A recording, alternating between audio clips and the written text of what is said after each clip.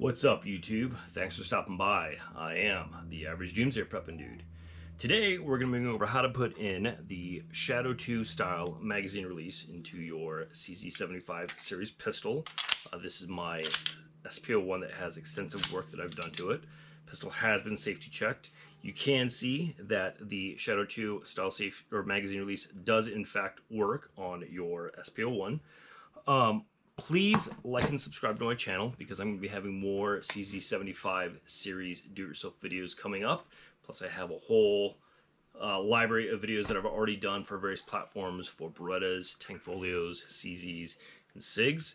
Also, it's the middle of April, so the coronavirus pandemic is still going around the world. So I hope that wherever you are around the world watching this, you are staying home and staying safe because your health is more important than anything right now. So let's dive into this and get started. All right, so here's all the tools you're going to need. You are going to need a punch. This is a 1/16 inch punch. If you have the factory roll pin, it's actually good to have a little nub on your end because it'll seat into the side of the roll pin and not slip. I have a Cajun Gunworks floating trigger pin in, so the nub isn't as necessary. If you have the factory roll pin, you will need a hammer to hammer it out with. If you have the floating trigger pin, you could just push it out with the punch. You'll also need some kind of flathead screwdriver. It doesn't have to be too big, but can't be too small because you do need some leverage on it. You may or may not need a bench block. I'm going to use it just to knock out the pin, and you will need nose pliers. You'll see why once we get started. And I also use a magnetic parts cup holder to put all my parts in so I don't lose springs, screws, and whatnot. All right, so as you can see, I already have the Shadow 2 magazine release installed into my SP01. It actually looks and feels great. Let's go ahead and safety check the pistol. The pistol is safe. Let's take the slide off. In addition to taking the slide off, you're going to want to remove your grip panels. If you have a Phillips screws or Allen screws or Torx screws, whatever it is, just take them off. Put them in your magnetic parts cup so you don't lose them. There we go. You are going to need to knock out the pin, but before you knock out the pin, we want to make sure that the hammer is down and forward. You will not need to take out the safety or the sear cage as some other people would like you to believe, but you will need to take out that pin in order to get access to the screw that's holding everything together right there, which is a flathead screwdriver. Because the screw needs to come all the way out, and with the trigger in, the trigger bar is in the way. So some people may take the whole trigger bar out. I am not going to, so I'll show you the shortcut of how to do that. So first things first, you're going to want to knock out your trigger pin. I actually have a Cajun Gunworks floating trigger pin in because I've done extensive work on this SP01. I think the floating trigger pins for 13 bucks, 13 bucks is a little expensive just for a pin, but the ease of how to just do this versus, trying to knock out a roll pin and knock it back in. This is definitely worth 13 bucks. No, maybe it's not worth 13 bucks, but I paid 13 bucks. So you may want to get one of these. They're very, very easy to work with. Don't just yank out your punch because the spring will go flying. So cover the front of the pistol as well as the bottom of it, even though I have the grips off. It shouldn't go flying, but let's just take this out slowly. You can see, you can hear it. It is underneath there. Put this in there.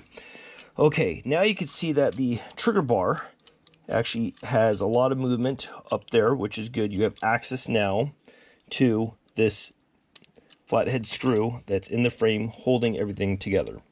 So now let's just unscrew that. If this is your first time taking this screw out, it is notched, so it may be hard the first time.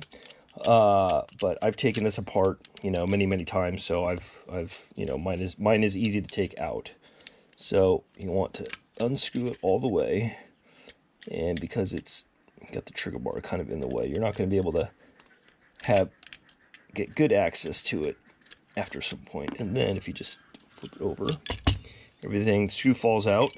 There is a trigger bar lifter, which is this. You will need that as well. Put that there, and then you're going to need to grab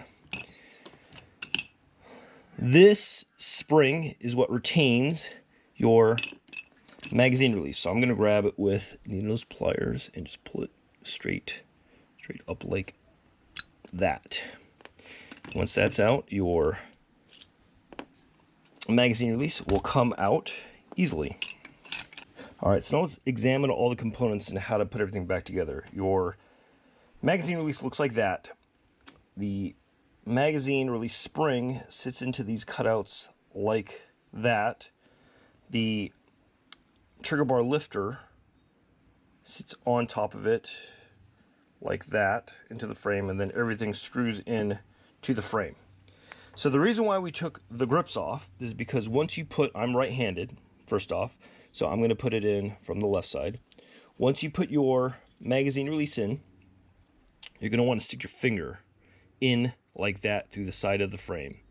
And the reason is because right in here, there's a little cutout for where your magazine release spring goes in. And how you're going to put those in, see if this will, ooh, cool. How you're going to put that in is you're going to grab your needle nose pliers, and you're going to stick it in like this. You want to, whoops. You want to be able to compress the spring like that. And so you can guide it with your finger into the holes, holding it like this. So what I'm going to do is just squeeze and guide at the same time, like this. Doesn't make a difference if I get it because I have my finger holding it now. Now the key thing is finding those two cutouts into the I got it in the magazine release. Once you have it down, you can actually kind of test it. Yep, I see that it is engaged. So the next thing I'm going to want to do is I'm going to want to grab my trigger bar lifter, put that in and hold that into place, or I can actually just put it with my screw, put these in at the same time. Just get the top of the screw in, kind of have it fall into the hole by hand, and then you can have it, you can start screwing it in. I'm doing it like this, good. Okay, I just have it started with my fingers like that. Now, let's start screwing it in from the top. The one thing you want to note is to see how my trigger bar lifter is caught there. We'll make sure it's underneath the trigger bar, like so. Now it looks good. It's underneath. Now you should be able to just screw it all the way in, because you're going in and not up. It'll actually be very easy. You can leave the trigger bar down all the way and just screw it in like I am. And make sure you get it in all the way.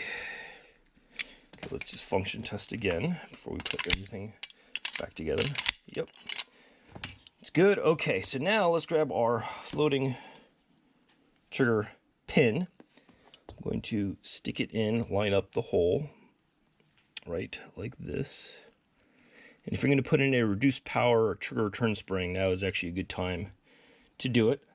The way I do this is grab the spring with my needle nose pliers like that. This long end is going to go in to that cutout right there in the frame. And then this portion here is going to go into the bottom of the trigger. So what that's going to look like is I'm going to push in and down, and then once I see it in place, I'm just going to use my thumb and guide that in. Let's function test this whole thing.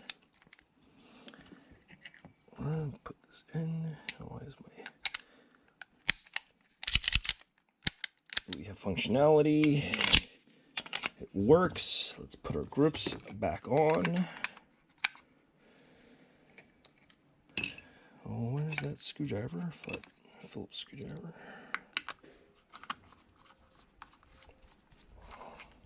And if you're wondering, these are cool hand grips. They're on Amazon for like 60 bucks. They're a little bit cheaper than lock grips. I think lock grips are probably about 70 to 80 bucks. And they're palm swelled. You can see that. So now, yep, everything functions properly. So that's how you put in your Shadow 2 style magazine release into your SP01. Please, if you haven't already, like and subscribe to the channel. I'm going to be having more do-it-yourself videos on the CZ75 series platform. And I also have a vast, extensive library of other videos for you to check out. And again, please remember to stay safe during this coronavirus pandemic. Your health is more important than anything right now. And I'll see you next time.